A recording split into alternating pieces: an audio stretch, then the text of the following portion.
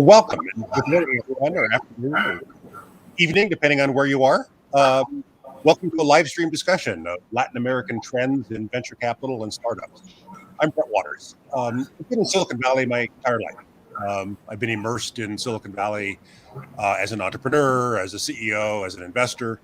Today, I teach entrepreneurship at Stanford University. I run the Fourth Lead Startup Accelerator, and I coach startup CEOs at the Miller Center for Social Entrepreneurship. So even though my entire career has been immersed in Silicon Valley, and during that time, Silicon Valley, has been the global center of innovation around the world. But today, it's not just Silicon Valley, right? Today, there's amazing innovation and startups and entrepreneurship going on all over the world today. And I think one of the most interesting regions, one of the most exciting regions, is Latin America. So many people have heard of Rappi, which is three guys from Colombia who've raised now over $1 billion in venture capital and are operating in, I think, 10 or 12 different countries in Latin America. And you may have heard of Nubank from Brazil, which is $1 billion fintech. And Uruguay has its first unicorn, a company called dLocal. So there's a lot of activity going on in Latin America right now. The amount of venture capital activity is up something like 30 times in the last 10 years. And even though we speak of Latin America, we in the U.S. speak of Latin America as if it's one region. Of course, it's a whole bunch of different countries. And so I've tried to put together a panel for this discussion representing several different countries across Latin America, where there's a lot of interesting activity going on with regard to startups and entrepreneurship and venture capital. And I'm super, super excited that we have a terrific panel this morning of experts. So I'd like to ask each of them to just take a minute to introduce themselves. So Labao, why don't you go first, joining us from Florianopolis, Brazil. Yeah, no, great. Thanks for the opportunity. It's a great opportunity to talk to you guys and share a little bit about our experience in venture capital and development of ecosystems here in Latin America. I'm a VC executive. I was one of the partners from SP Ventures, one of the first VCs here in the country, here in Brazil. Worked 10 years there. Then I realized that Floripa was let's say a nicer place to live with my family. Then I came here to the ecosystem as a lot of different people here in Latin America. We're in a very small island. We have Argentinians, Chileans, Colombians, people from all the regions in Brazil working here for the development of our innovation ecosystem. More than 4,000 tech companies locally, and the first unicorns happening here. I came here and I founded another VC firm. It's called Catarina Capital. We have a 360 approach for venture capital. So we have not only the seed investment funds, but later stage secondary focused funds, and also some public equities based on tech companies funds as well. So we'll look for venture capital from the very initial to the very major companies. And it's a network of people working for the local financial market, because we have a very well developed set of innovation startups and scale ups in the region, but we need the financial market to keep up, to follow on all of these innovation that is happening right now. So we crossed a lot of people from different regions to work together here to come to the region and start developing our own financial market towards innovation. So awesome. In a nutshell, that's my key priority right now. Yeah. Awesome. Thank you. Fernando, joining us from Mexico City. Tell us. Hi, Brett. How are you? Good. First of all, thank you for the invitation. It's a pleasure and an honor to participate in this panel. As you mentioned, I'm based in Mexico City. I'm a lawyer. I'm actually a partner in the Mexico City Foley and Lardner office. My practice is basically tax and transactional law. Most of the work that I do is cross-border. For the most part, I help and assist foreign clients in their investments in Mexico, again, both from the tax and the corporate perspective. Lately, we have been doing a lot of work for venture capital and private equity. So again, it's a pleasure to be here. Awesome. Thank you so much. And Daniel, joining us from Colombia. Yeah. Hi, Brad. Thank you for the invitation. So I'm Daniel from Colombia. I'm part of the investment team at Dalus Capital, which is a Mexican-based venture capital which invests all across Central and Latin America, mainly Series C, A, and B. Before joining Dalus Capital, I worked as a manager on a Colombian venture capital fund, actually the first venture capital fund here in Colombia. And before that, for a short period of time, I was an entrepreneur myself, not successfully, but learning a lot, especially what not to do, and also the human part of entrepreneurship. Awesome. Thank you for being here. And Christian, also from you're in Floripa or near Floripa? In the moment, I'm in São Paulo, but Okay. actually, I worked at Invisto. It's a fellow fund in a capital in Florianópolis, in south of Brazil. I'm originally from Rio de Janeiro, but my father is from Portugal. So currently, I'm living in Europe, and I'm responsible not only for the sourcing and screening part of Invisto, which is a seed stage fund in south of Brazil, but I also will be working in expanding the firm into Europe, not only finding investors, but also finding opportunities for our portfolio companies. So I'll be living in the Milan area for the next year, and then we'll be moving to Berlin. Visto, Catarina Capital is part of the ecosystem in Florianópolis. We are a seed stage fund with a very particular strategy. We run very short portfolios for seed stage funds, and we focus on local potential. We're very connected to the ACATI, the local technology institution, and we like to be really hands-on. So that was what attracted me most to Invisto. So we get dirt in our hands when dealing with founders and startups. And a bit of background before joining VC, I played a bit of college football, American football in the US. I coached American football, and I worked in the nonprofit sector as well, and social entrepreneurship as well. So a bit of a different background than VC, but that's what it's beautiful about VC. It attracts all sorts of people with all sorts of backgrounds. It's true. It's true. Awesome. And last, Andre. Hey, Brett, thank you very much for the invite again. So I'm a corporate partner here in the Silicon Valley office of Foley and Ladner. I am American born with Brazilian parents, so I was raised between Brazil and the US my entire life. In my practice, focuses where it's primarily 99% of my time is advising LatAm entrepreneurs or VC funds that are doing VC deals in the region. Obviously, Brazil for now, which I think is part of what we may discuss, might be the predominant market at this point.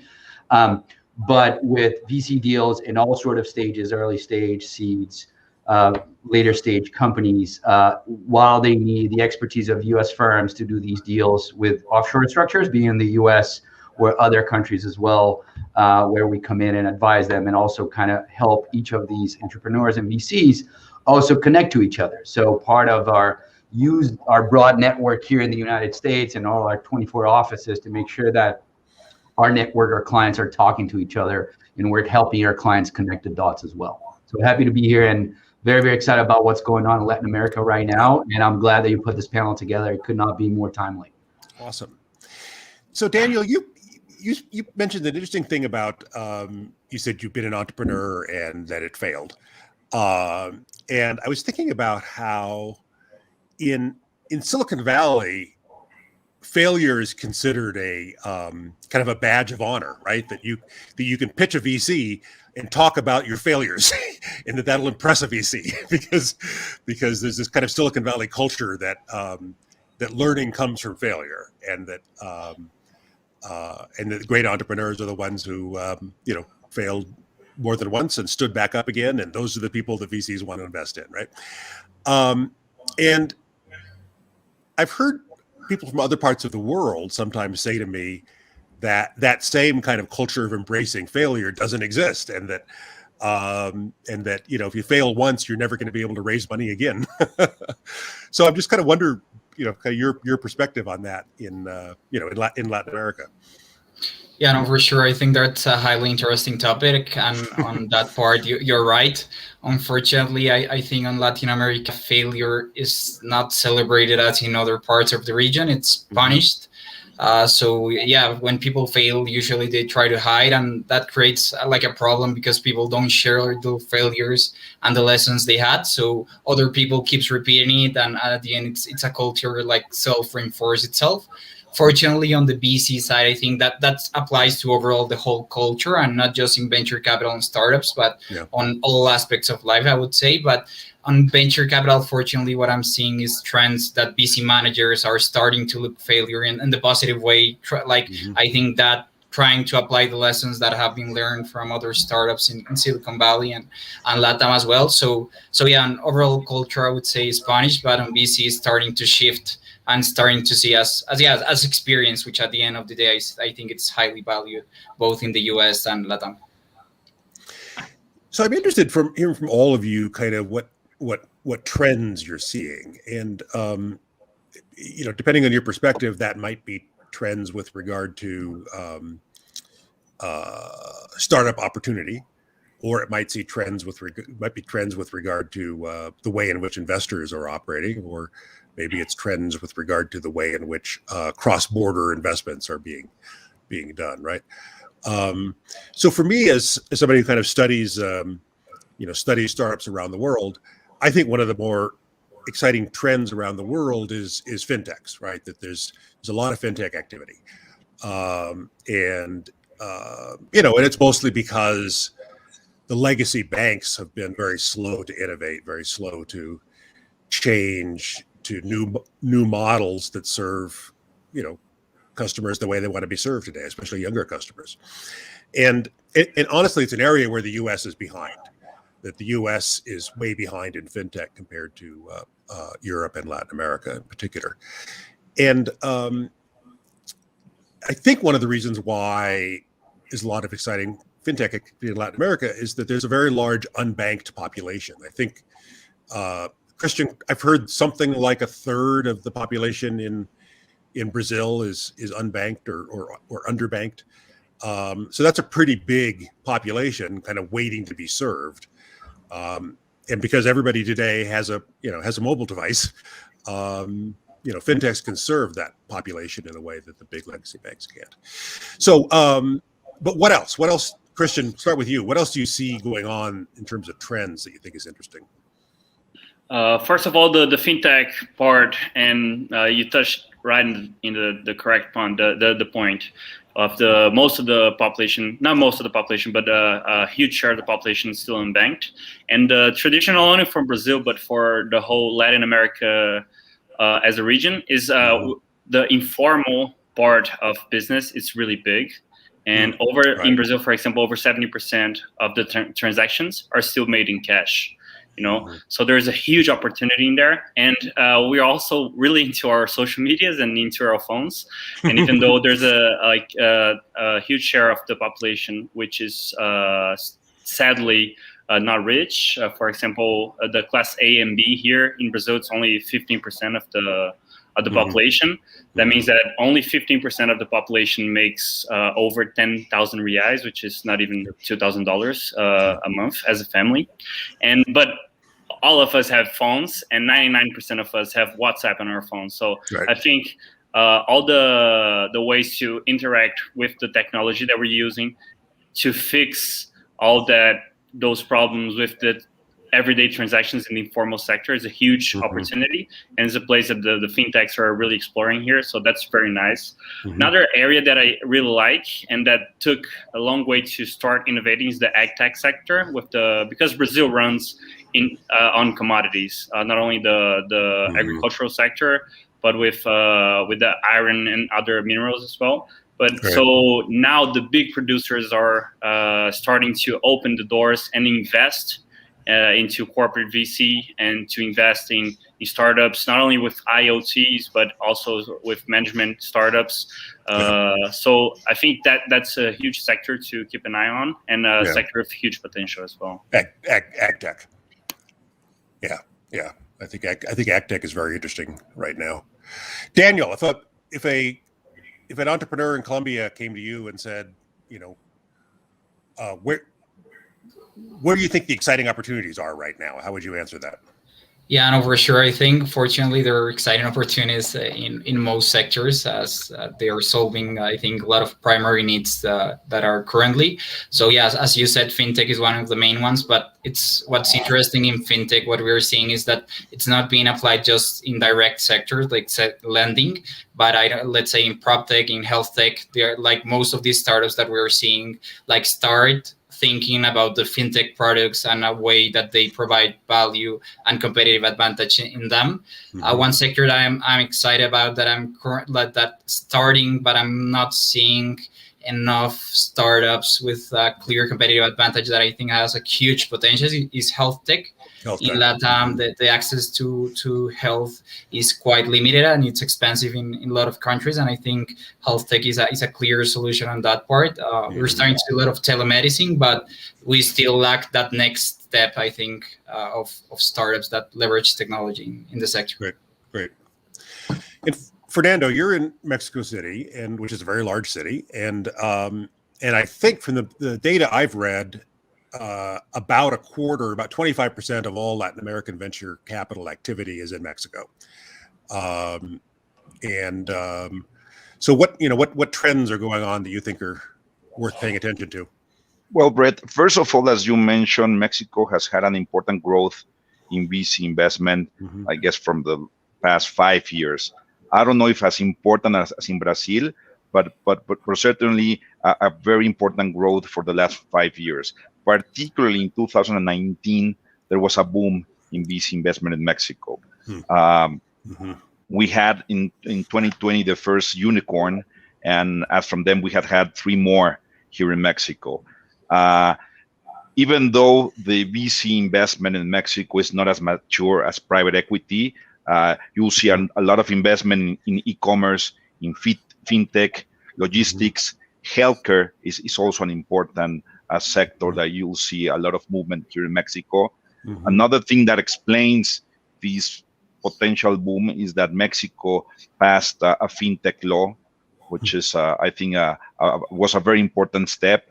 I think it's important for investors and for founders to see that not always when you are investing in a fintech company is subject to this fintech law, because the fintech law requires a special permit from the Mexican government. But not all, of course, of the activities related to fintech are subject to this permit that this law regulates. I think another important trend that you're seeing in Mexico is that at the beginning, for seed investment, you pretty much saw Mexican VC funds doing that type of investment, and only in more larger stages, Series A and B, you saw international funds investing in Mexico. Now you are seeing those international funds also investing in seed capital. The trend right now is that they are normally wanting to use foreign companies making the investment in the Mexican entity where the founders are. So that's pretty much the trend that I'm seeing right now. A lot of fintech, a lot of e-commerce, logistics, and finally having international funds making investment in seed capital in Mexico right now. So Andre, that's a perfect segue into you, because you handle a lot of cross-border transactions, a lot of cross-border investments. So what trends are going on that? Well, in terms of sectors, I think everyone kind of hit all the points. So fintech, ed tech, agrotech, those are very, very exciting right now, with fintech being sort of like the most mature of all in all the countries that we mentioned. I think a trend that we've been seeing is sort of like twofold right now. The first is there is a hunger for deals right now. So there you see a lot of funds that typically would make larger checks and come in at companies at a later stage, having being co-led with other smaller funds, if you will, and doing the smaller checks because they want to get every bite of the apple that they can get. Because I think the case has been made that Latin American entrepreneurs and local VCs know how to do this, and they can seek talent, they can seek companies that are going to do well. So therefore you have the international or larger global funds coming in and say, I'm going to follow the local funds on what they're doing because I believe that they have the team to do it. I think that's the first trend.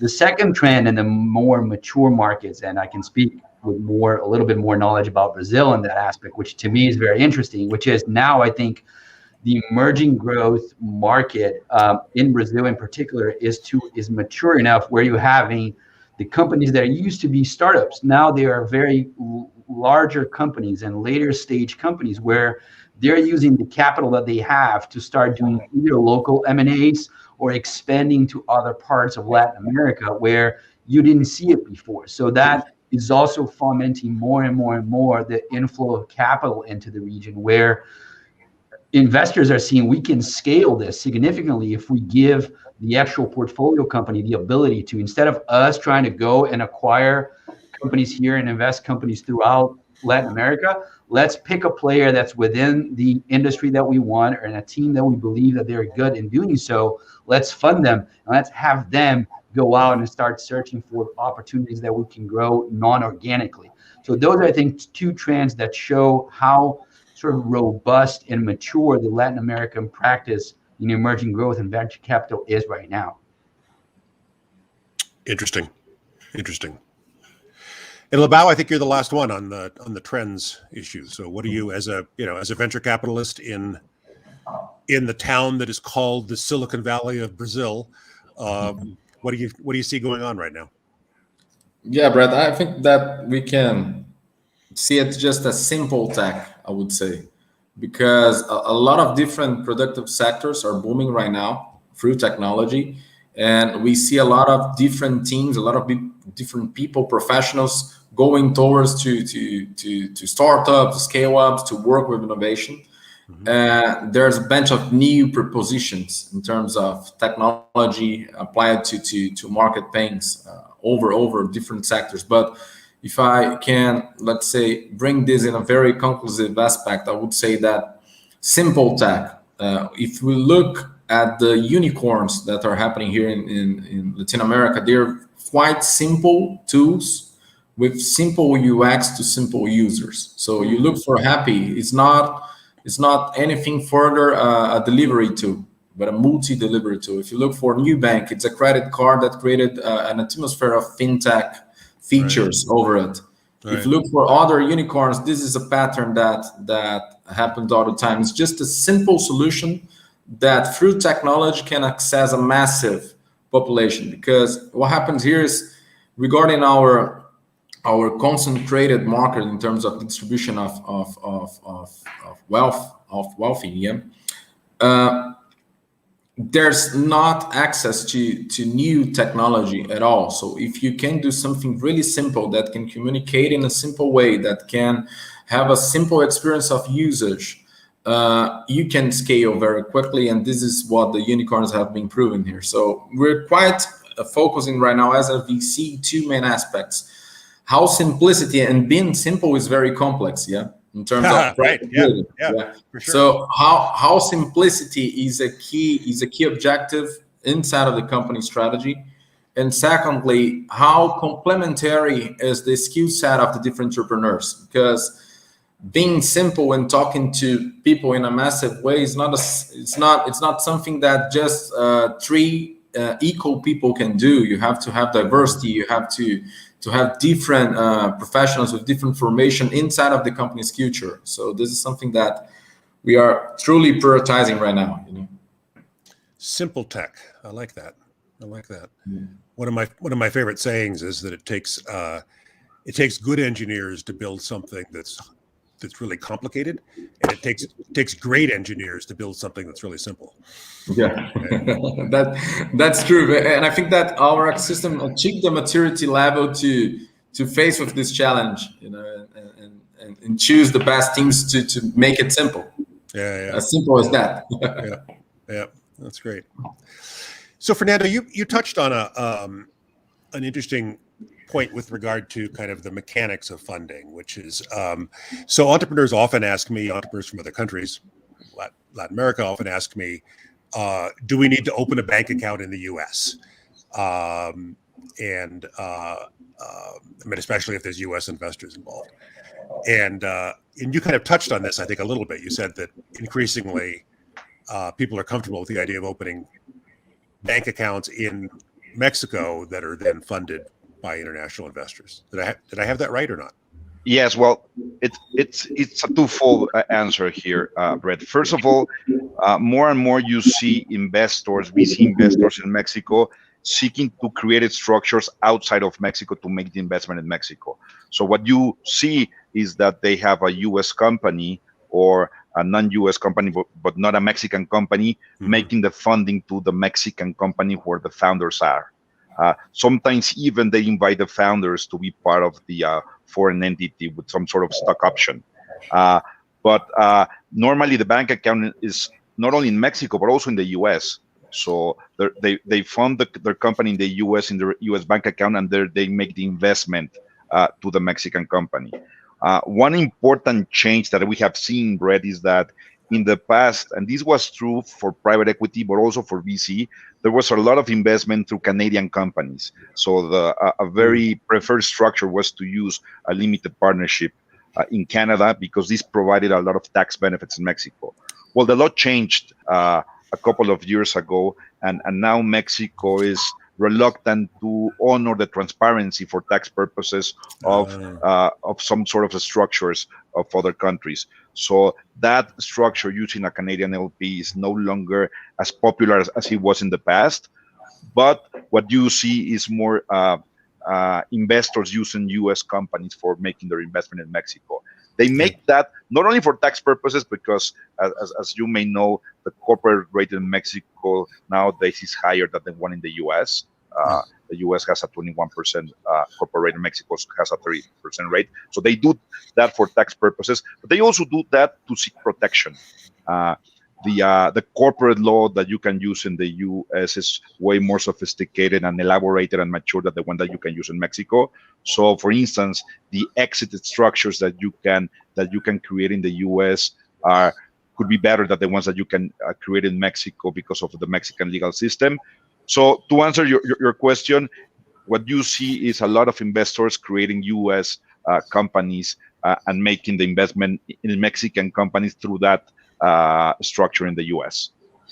So if I was an entrepreneur in Mexico and I'm just starting a company and I have an investor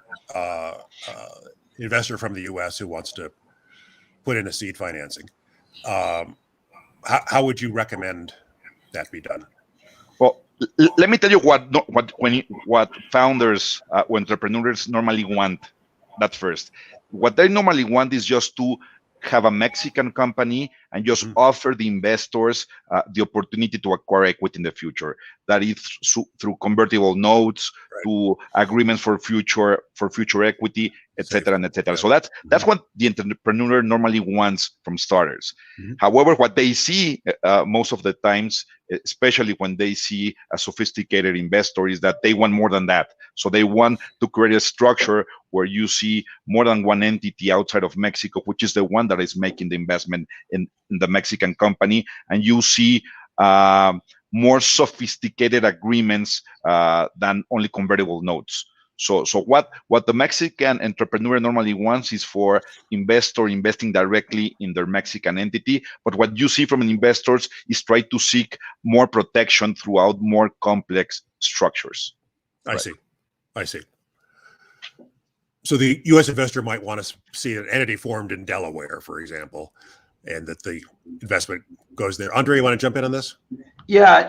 I think to Fernando's point, I think it is very rare where you are going to see U.S. investors or even local investors that have their LPs outside of their local countries in Latin America being open or inclined to do an investment directly in the operating company for the reasons that Fernando just mentioned. So in my experience, typically you have a holdco in the U.S. when the company's at its seed or very early stage, when you're still doing convertible notes and simple agreement for future equities.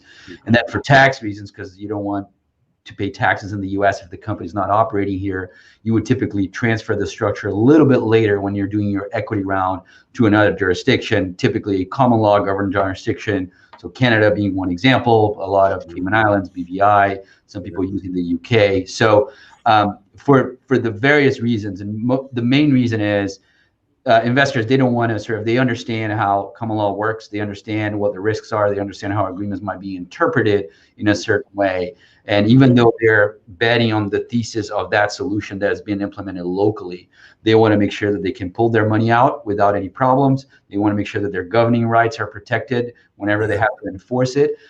So that's why this offshore structure is typically more commonly used. Now, for early stage deals, for a matter of cost as well, you see a lot of just local sort of quick deals here and there to get the company off the ground. But by the moment you're talking to institutional investors, chances are that you're going to flip that structure outside of Latin America, at least from a corporate standpoint, even though the entire team is there. So even for stock options and everything else, it's sort of granted outside for grantees that are locally in on the ground working with the team to make the company grow. Got it. Makes sense. So we have a question coming in from Jeffrey about food tech, and so Labao mentioned this a few minutes ago about how he thinks agricultural technology is a big opportunity. Brazil, of course, has a big chunk of the economy is agricultural, and Daniel, I think Colombia also has a lot of agriculture as well, right? A lot of food exports. So anything you want to say to this point, Daniel? Yeah, no, I think it definitely is a trend that's growing, and especially on the agtech sector is growing. But I think there's still some big challenges because in Latin America, in most products, let's say fruit, apples, the market is not dominated by big players. But if you see the overall market, 80% or 90% it's composed of small farmers of 1 to 2 hectares. So delivering the products at a price point that is profitable for them, it's still a challenge. Most of the agtech solutions we're seeing that they are starting to grow, most of them has still the lackness of pricing that it's enough. But definitely, like most process when you talk to farmers locally is done in a really basic way where, for example, for measuring humidity, they use their hands and not even sensors.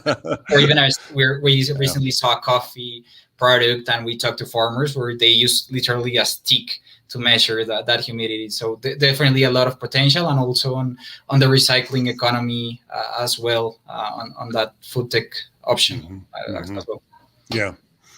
I think that the numbers I've read are that about 2/3 of the world's food is still produced by smallholder farmers.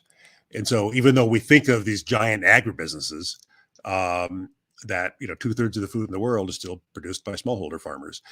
And to me, that is an opportunity there, right? In that smallholder farmers haven't been able to make the investments in automation and in technology and such to get the kind of yields, the kind of efficiencies that the big agribusinesses have. And so I think that there's a tremendous opportunity in producing agricultural technology and other kinds of solutions that will help smallholder farmers to improve their yields, which then improves their livelihoods and feeds more people. So I think this is interesting stuff.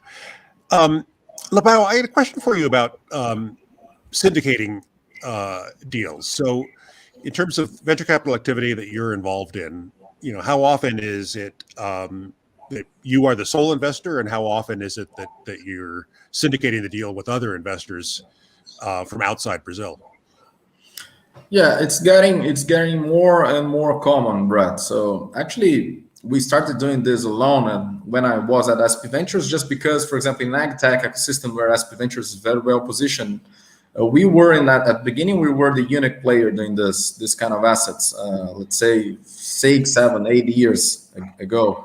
But now, well, especially when we go to further rounds for Series A, Series B, when we have some initial validation, there is already some co-investment agreements, especially with foreign investors. For example, we at SP Ventures, we had some deals with SVG, with Tribe Acceleration there in Salinas, in California. We have some interactions with other foreign VCs in Latin America, and even for some LPs, some corporations, the corporate venture arms that were aware of Latin America, aware of how Latin America is very, it's a very strong market for agriculture, and invest in their own ways. For example, Syngenta Ventures, Bunge Ventures, Yara, all of these corporations through their corporate venture arms, they started as strategic co-investors deal by deal, or some strategic LPs for our investment funds there at SP Ventures. But just let's say enjoying the latest question, that one about food tech, Brett, if you allow me.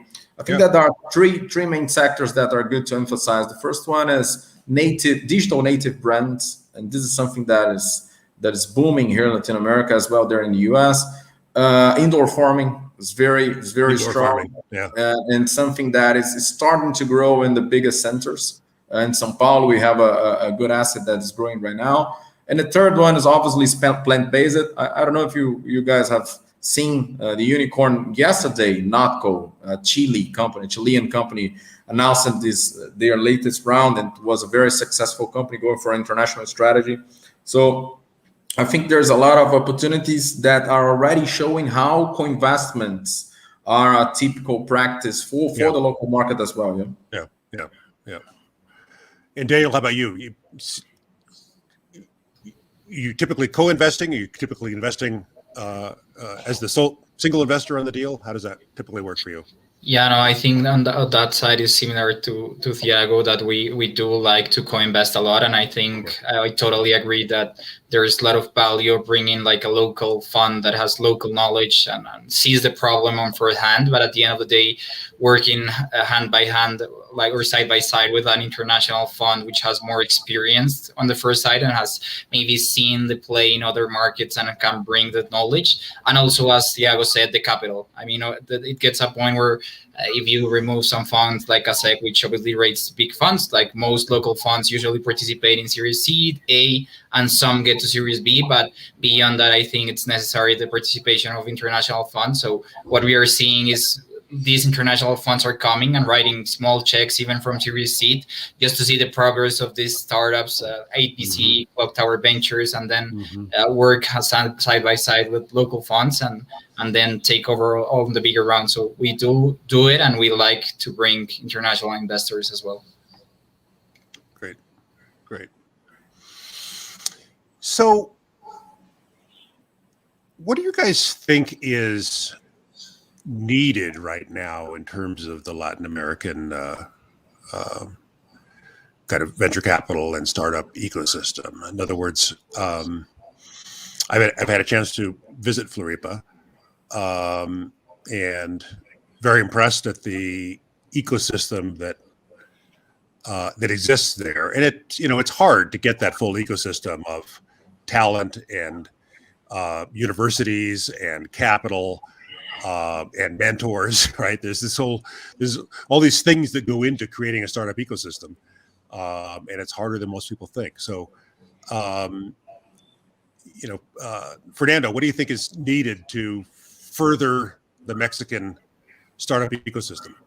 Let me talk from my area, which is legal, Brett. I think that Mexico needs a more robust legal framework so that investors are more comfortable investing in Mexico and using the Mexican legal system. I think that a lot of agreements that you see, for instance, in the US that are very commonly drafted and executed, do not have the proper legal framework in Mexico.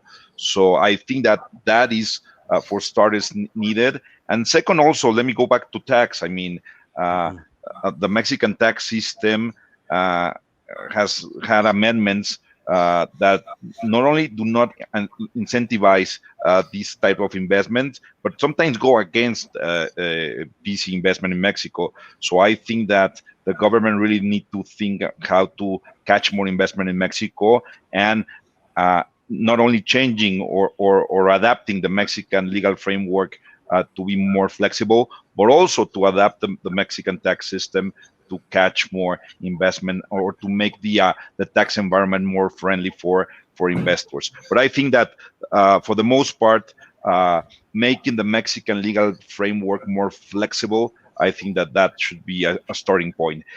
Mexico has tried to do that by making amendments to its corporate regime and to allow, for instance, more flexible shareholders agreement, and to have a preferred stock, and to have more flexibility when distributing dividends to VC investors. But still, I think there's a lot of things to be done, and to have a more flexible system for investors. Yeah.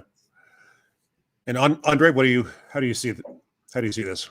Yeah, I'll piggyback a little bit on what Fernando said. I think certain countries are trying to get their legal framework sort of up to speed and updated. Brazil, for example, now on the opposite trend, is discussing a tax reform that could significantly impact how capital goes in and out, and the burden of that. Now, what Brazil is doing is not any different than any other country is trying to do, or typically already does, in terms of taxing dividends or outbound capital gains and all those things.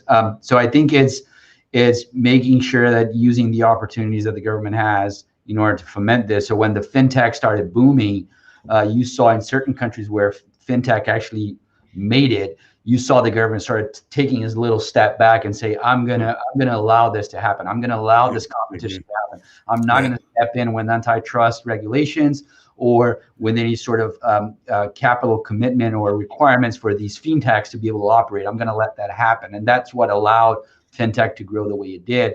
I think the other part, which I think leads a little bit of retention, which is very important here in the US, and I think is important for VCs because they don't want all their cash going in necessarily to be used in a particular way, is how stock options are viewed and treated as well in all of these countries. So you have certain movements as to, stock options are dealt in a way where virtually there is no stock option in terms of how it's treated for tax purposes, in terms of how people can exercise it and so forth. So I think that as countries try to see it as, okay, let's try to find a way where we can help innovation grow.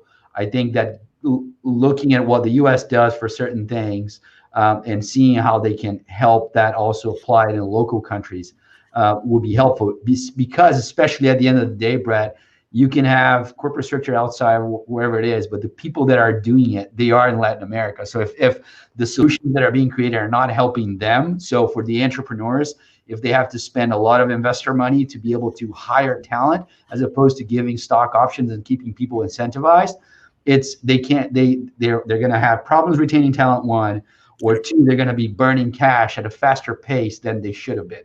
So I think those are, from a legal standpoint, are things that I would like to see things changing throughout Latin America in general, not just Brazil and Mexico. Got it. So I'm not sure how many of you have been involved with raising a fund, but I'm curious. So in the U.S., when the big venture firms raise a new fund, all the big institutional investors are interested, right? Pension funds and all those other institutional investors like having a chunk of their money invested in that particular asset class, in venture as an asset class. And I'm curious in Latin America how that goes. Is venture considered an accepted asset class that institutional investors are interested in? Labao, you're probably closest to this in terms of having recently raised a fund. Yeah, I think so, Brad. I think that market is evolving. When we started then going through Faria Lima Street, that is the main financial market avenue there in São Paulo, we started saying that, hey, we are some guys trying to do some venture capital in Brazil. This was, let's say, 15 years ago. People said, hey guys, you're crazy. Innovation, it's too risky. We do not have any potential startups and scale ups to achieve the results a fund of this kind requires. Yeah. But for now, after let's say 10 years of market and the first unicorns happening, I think it's much easier to sell and fundraise. The phenomena that we see right now is maybe I can, let's say, define it in two different fundraising strategies. You have the fund managers that already have some unicorns and that are that already have some strong results in their previous funds, good IRR, good returns. And it's quite easy to achieve the institutional investors. And there is a second, let's say, set of players, of GPs, that they are quite focused or they are quite specialized. Ag tech players, SaaS players, and these specializations also brings a favorable scenario in terms of fundraising. Mm-hmm. So I think there are some maturity in terms of, specifically for the institutional investors. It's not already a massive strategy. People are not, hey, I want to diversify, invest in real estate and stock exchange and also in venture capital. This is not happening still. But I think in the institutional side, it's something. It's a truth. Fundraising is something achievable. Yeah. Maybe I'll add shortly to that point. Please. On the previous fund I worked, I lived the experience of fundraising closely, and I think in markets that are, let's exclude Mexico and Brazil, even though, as I agree with Iago, that there has been growing definitely in the past years, I think that there is a long way to go. I mean, people are starting to talk about technology. Yes, they are excited, but at the end of the day, you talk to pension funds, and they say their risk profiles don't adapt to small local busy funds. So at the end of the day, raising that first fund is hard, and they require like second, third time funds. But how are you gonna create those funds if they are not backing those first funds? So I think there is still a lot of risk aversion in Latin America, which I think correlates to the first part where we started, the failure view. I mean, startup is a business of failure. At the end of the day, we invest in 10, 20 startups to have 2 successes and 5 average. And I think that mindset's still not in people's hand. And at the end of the day, let's say a pension fund manager that suggests a fund, if things goes well, he get a bonus. But if things goes wrong in the first years, which is normal, he will probably get fired. So I think that there's a huge problem there. And on the exits, I think still there's not many exits. So many institutionals are saying, on your second fund, I will invest when I see an exit, but exits are taking 10, 14 years, and they are many times requiring exit in 6 years, which we are not seeing. So I think there's still a long way on that side. Right. Yeah, the exit horizon is so much longer than most people realize. I've heard Sand Hill Road, it's an average of 12 to 14 years, even though the GPs won't admit that. So Christian, you and I talked the other day, and you said that your deal flow is great right now. You said that you're very happy with the deal flow. Is that true? I mean, we're happy, but we're never happy enough, right? We always want more deal flow. You never hear a VC saying, "Oh yeah, that's good enough." It's definitely not good enough, but it's good. It's flowing nicely. And so anything you want to say about that in terms of what the deal flow is like? Yeah, so the thing is with Invisto, and I'm pretty sure with Lobão as well in Catarina Capital,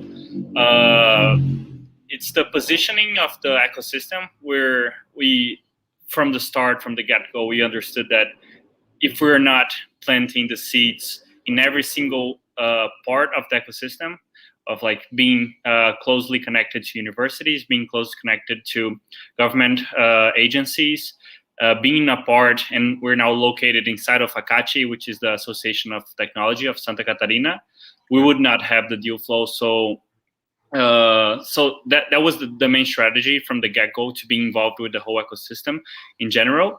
And with the south of Brazil, and this is something that's like fun with Latin American countries, and mainly with Brazil, which is a country, the regions' culture different from each other, and people from the south, they like people from the south.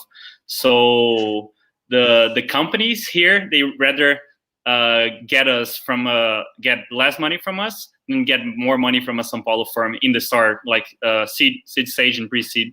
So they like to be around the ecosystem. And now that we're having more second and third time founders, they want to stay and they want to be a part of the ecosystem. So they much rather send it to us and work a deal with the local VC fund than rather go to São Paulo with international in the start. Of course, in the later rounds, the Series A, Series B, few players, Catarina Capital being an exception in the South, have the capital to keep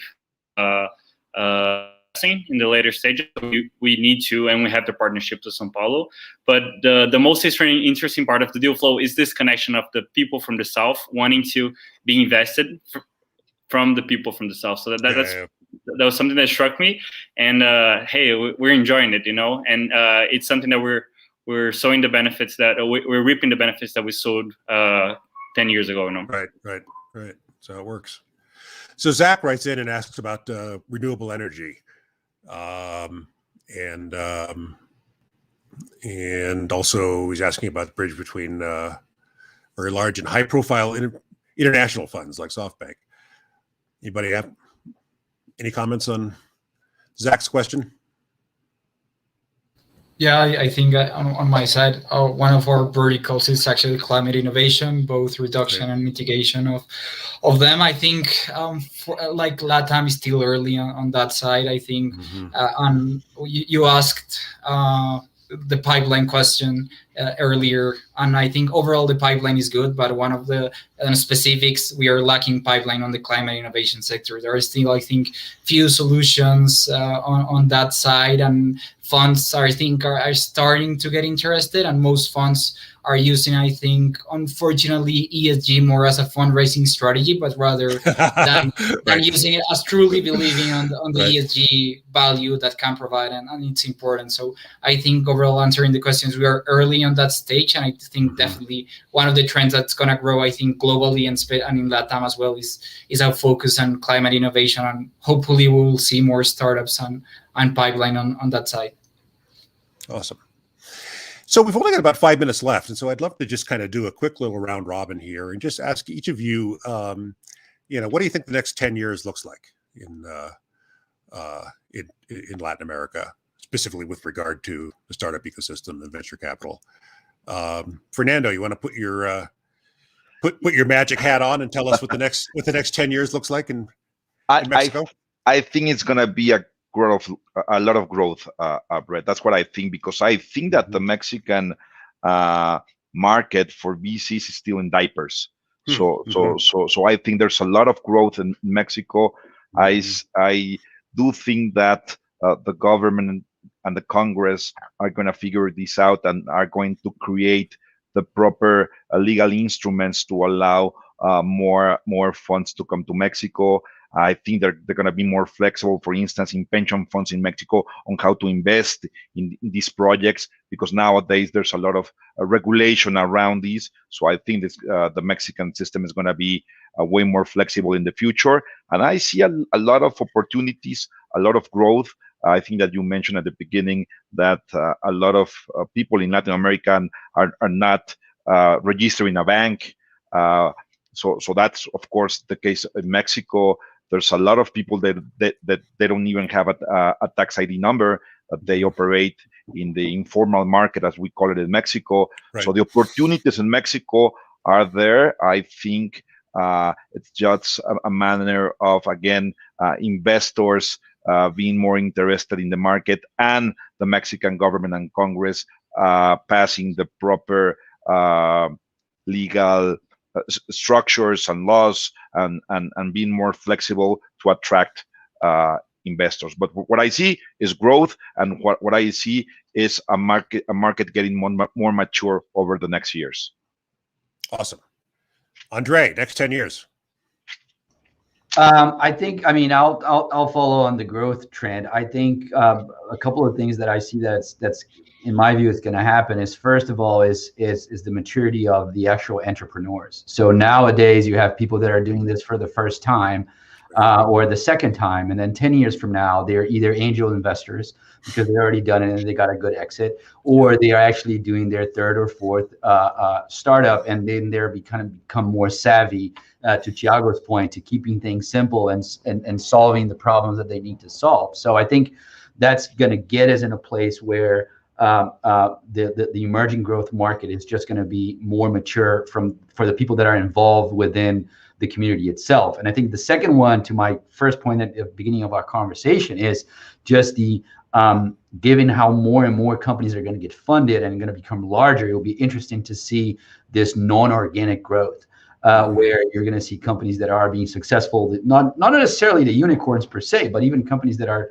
not at that valuation yet, but they're going to start figuring out that a better way to get into a market is through acquisition, or a better way to get to a particular demographic, or whatever it is that they're trying to achieve might be through some other types of connections or even investments and joint ventures. So I think as and again, we talk about, to your earlier point, we talk about Latin America as a one area, but you have, to Fernando's point, like people that are still in diapers, other are more mature. So I think you're going to see sort of countries evolving differently, but because we're going to be doing this for a longer period of time, people are going to get more expert in doing it.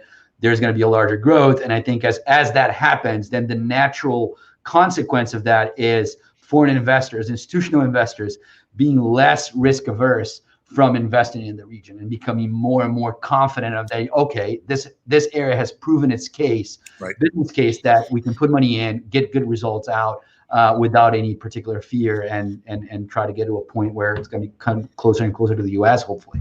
Yeah. And Brett, very quickly, when I say in diapers, as compared with the U.S., of course. Yeah, of course. Yeah, and as you both have pointed out, or several of you pointed out, a few unicorns or a few big exits make a big difference in terms of getting everybody's attention. I think one of the most fascinating stories. So as you all know, Tel Aviv and Israel is a pretty hot startup ecosystem these days. And I've talked to some friends over there. They've talked about when Waze. So Waze was a startup in Tel Aviv, and they got acquired by Google for over $1 billion, right? And in that acquisition, the average employee at Waze got $1.5 million out of that deal. The average employee, and so they all wanted to become angel investors, right? And so that one M&A transaction ended up kickstarting the entire Israeli startup scene. And I think we're starting to see little flashes like that throughout Latin America, that, as you said, those then build upon each other. Christian, next 10 years. I think the point here, the continuous flow of liquidity coming. Yeah. Now that we're showing that we know how to be entrepreneurs, right. And I mean, we from Latin America always knew it, because we have some challenges that make us entrepreneurs from the start. We're born entrepreneurs. We're born innovating. We're born being resourceful. So we know how to deal with issues, and we know how to come up with creative solutions for things since we're children. So the main problem is with international investors providing liquidity is to understand that we have several problems to fix, and we have a blue ocean of opportunities for startups. So the market is great. The growth is going to happen, but you just got to fasten your seatbelts, because the problem for LatAm is instability. It's not going to be pretty. It's not going to be a straight line to the top. It's going to get to the top. I have no question in that. And just do not get scared once some stability starts happening, because it's part of what makes us such good entrepreneurs, is the instability. So for startups, crisis is not a problem. It's a chance to create new solutions. So I think that's the main point of international investors providing liquidity and investing in the region. Do not be scared with some eventual instabilities, because those instabilities are going to keep maturing more and more the ecosystem, and keep providing you, the investor, more opportunities to make money. So I think this is the main point for us to have in mind for the next 10 years. And as Fernando and Andrés said, we're just maturing. We're baby steps, but the baby steps are increasing, and I think we're ready to start racing now. Awesome. Daniel, quickly, next 10 years. Yeah, no, for sure. Just to add quick numbers, I think definitely the venture capital funding amount is going to grow, even though just in the first half, we're already double almost what was 2020. If you see the VC investment per capita compared, for example, to China, LatAm, including Brazil, Mexico, and all the ecosystem is half the level. And if you exclude Brazil, we're still 6 times behind. And just recently, past years, we were 15 times behind. So definitely a lot of growth space there. And maybe to add 2 new things, as I said before, a trend growing on climate innovation, more funds really entrenching that ESG strategy. And a second thing that I think will happen most on the second half of that 5 to 10 years is a close on the gender gap. We're still seeing mostly male-dominated, I think, space startups. And on our pipeline, unfortunately, most of the, I think, 80% are probably men-led startups. So I think there's going to be a structural change, and probably in the second half, we're going to see a closing the gap in that terms of gender as well. All right. Well, I hope you do a better job than the U.S. has done, because we still have a real big problem with getting the flow of capital to female founders. Labao, you get the last word on this. Uh-oh, I think you're muted, Labao. Sorry, Brett. Last word. So I think 10 years. I think that Latin America will finally become an international region, because this is curious. I went to Australia before COVID, and I was there with some English people, and they told me, no, Australia is a near place for us. And I said, hey, but have you never been to Brazil? Not at all. It's very far. And I said, hey, it's the same. It's the same flight. It's the same flight duration. What's happening? So there is a cultural barrier, and I see that foreign people normally looks at Latin America as a commodity supplier. Yeah, and this is economically is something that we truly we know how to do it, and we are one of the biggest suppliers of food, for example. But I think that this new, let's say, this new vintage of scale ups of big tech companies that were born here, and this global positioning of some of these assets will be the true bridge for us as a continent to do more business outside of our region. So I'm really optimistic of how international can we become through technology in a more, let's say, value-added position instead of just a commodity player. And I'm very, very optimistic, and this is strategic role of venture capital for the region as a whole. Yeah. Terrific. That's a perfect note for us to close on. Well, Fernando, Andre, Labao, Daniel, Christian, thank you so much. This has been an absolute pleasure. I feel like the six of us could talk for another hour easily. But I really appreciate you guys taking the time. And to our audience who tuned in this morning, thank you for giving us your time.